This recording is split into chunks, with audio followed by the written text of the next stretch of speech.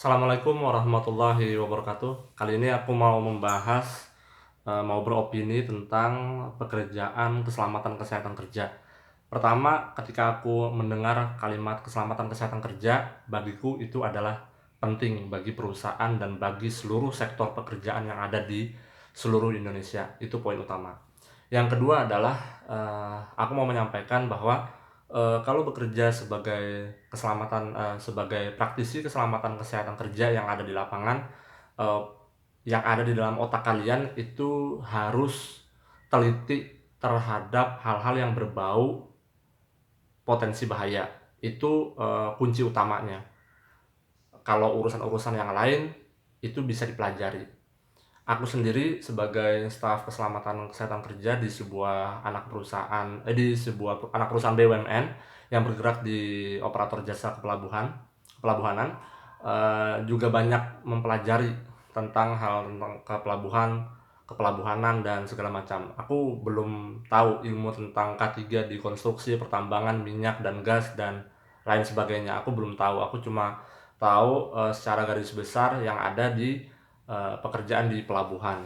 Kebanyakan angkat, angkut, kemudian berhubungan dengan alat berat. Eee, aku pun juga merasa masih harus banyak banyak belajar karena aku juga banyak menemukan senior-senior aku yang memiliki kapabilitas, yang memiliki ketelitian dalam menemukan potensi bahaya. Memang banyak karakter dari beberapa orang tersebut. Jadi, kita harus banyak belajar. Kita jangan menganggap diri kita ini merasa paling bisa dan merasa paling tahu. Kita harus slow, kita harus bersosialisasi, kita rajin bersosialisasi, rajin silaturahmi, dan rajin tentunya mendengarkan kuliah-kuliah atau praktisi-praktisi ketika berbicara, ketika menyampaikan berbagai ilmunya ketika di lapangan. Oke, mmm, opini selanjutnya itu tentang K3 ini adalah ketika kita sudah memulai pekerjaan di sebuah perusahaan, itu kita harus mengetahui dulu job desk kita tuh apa. Kalaupun tidak ada job desk, berarti kalau tidak ada job desk yang diberikan oleh perusahaan, berarti boleh jadi perusahaan tersebut baru aja meng-hire atau fokus terhadap keselamatan kesehatan kerja. Tidak mengapa, tidak masalah bagi perusahaan tersebut, hanya saja menjadi catatan penting dan menjadi evaluasi tersendiri.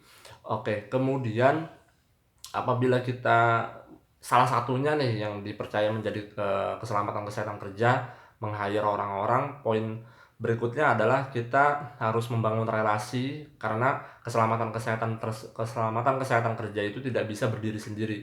Itu harus bekerja sama dengan yang lain, dengan tim-tim operasional, karena boleh jadi di pandangan orang keselamatan kesehatan kerja itu adalah orang-orangnya seperti polisi, orang-orangnya selalu menegur, orang-orangnya selalu memberikan pemahaman tentang keselamatan, bawel lah pokoknya. Padahal tidak demikian. Nah, ini adalah dituntut kita ilmu komunikasi dengan yang baik, dengan cara yang baik. Makanya kita harus belajar juga komunikasi berhubungan dengan orang-orang di lapangan, karena tipikal orang-orang di lapangan itu banyak sekali karakternya, ada yang lulusan SD, SMP, SMA dan segala macam.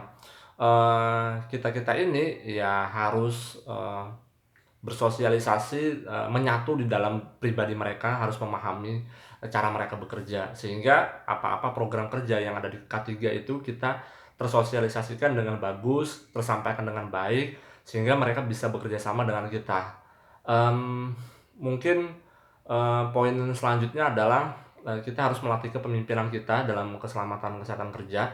Ketika kita bekerja, bagaimana kita cara mengorganisasi. Nah, ini mungkin ilmunya bisa diterapkan ketika kita langsung terjun ya. Boleh jadi mungkin kalian sudah punya pengalaman di waktu S1 kuliah organisasi, waktu di S2 atau segala macam, itu praktekkan aja semuanya karena semua ilmu itu berada di lapangan sih. Ketika kita terjun ke lapangan langsung dan menyampaikan hal-hal yang bermanfaat tentang program-program atau peraturan perundangan keselamatan kesehatan kerja. Itu mungkin video atau opiniku tentang keselamatan kesehatan kerja. Terima kasih sudah menonton. Wassalamualaikum warahmatullahi wabarakatuh.